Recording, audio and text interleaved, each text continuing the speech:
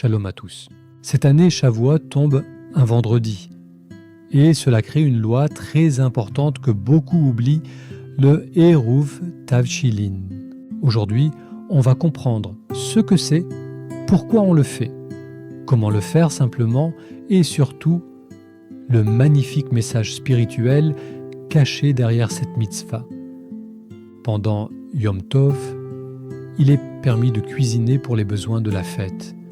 Préparer un plat chaud, cuire, réchauffer, cuisiner.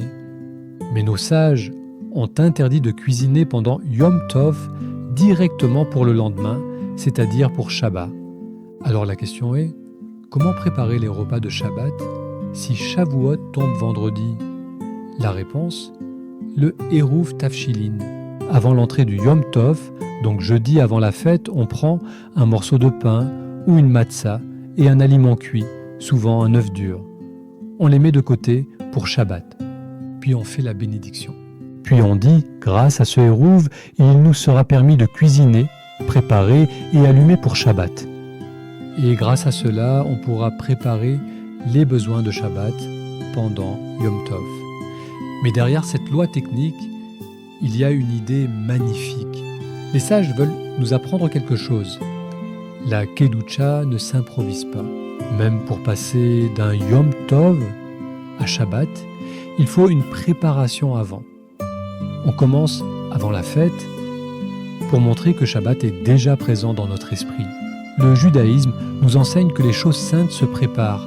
Le Shabbat, les fêtes, la Torah, la Tefila, la vie familiale. Rien de grand ne se construit à la dernière minute.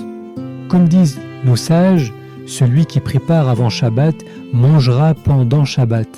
Il faut laisser une flamme allumée avant l'entrée du Yom Tov, comme une veilleuse ou une bougie longue durée, pour pouvoir allumer les bougies de Shabbat vendredi soir. Et idéalement, on essaie de terminer les préparations assez tôt avant l'entrée de Shabbat.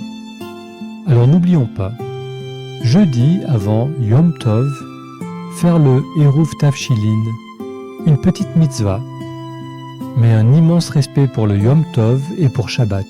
Je vous souhaite à tous un merveilleux Shavuot, une belle réception de la Torah et un Shabbat Shalom rempli de lumière.